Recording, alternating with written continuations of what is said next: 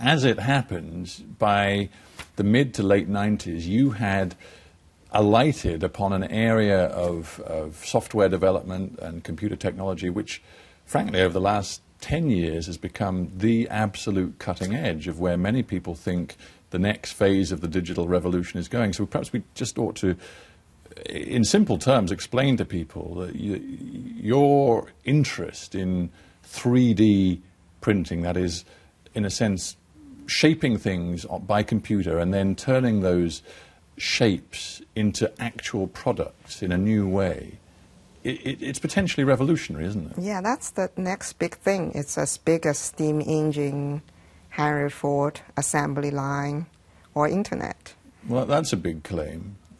Justify it for me. Okay, so when I was at the Supercomputing Center, I hired a student. His name is Mark Andreessen. We started NCSA Mosaic that becomes Internet Explorer and Netscape.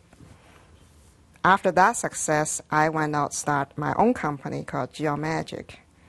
And that was 15 years ago.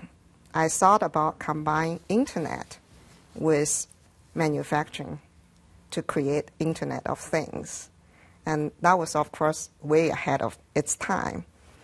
I went out, I saw this machine, which is a 3D printer from 3D Systems. 3D Systems founder, Chuck Hall. And I was just totally being amazed by this machine. It can literally print a 3D product from a machine, not just paper. Out of this machine comes a tangible product. Can come out a tangible product. It prints layer by layers. If you print on paper, you just print one layer. Imagine you add the layer up. The best way, I think, that we can make sense of this, at least visually, is to look at your shoes. Because you've come in today to the Hardtalk studio with a pair of shoes which were printed. That's right. This is the 3D designed and 3D printed shoes that is made to mold to the shape of my feet. So I think in the future, the product design will be in the software code. The product fabrication can be locally next to you.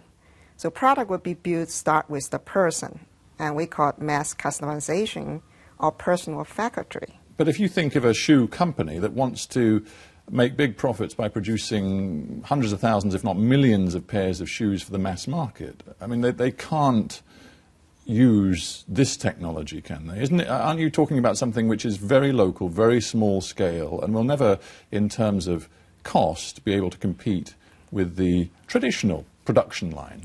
It's actually not true, because the traditional shoe, the most cost is not in the material and the making of the shoes. It is in inventory, shipping across the sea, retail shops, and shoes made nobody wants.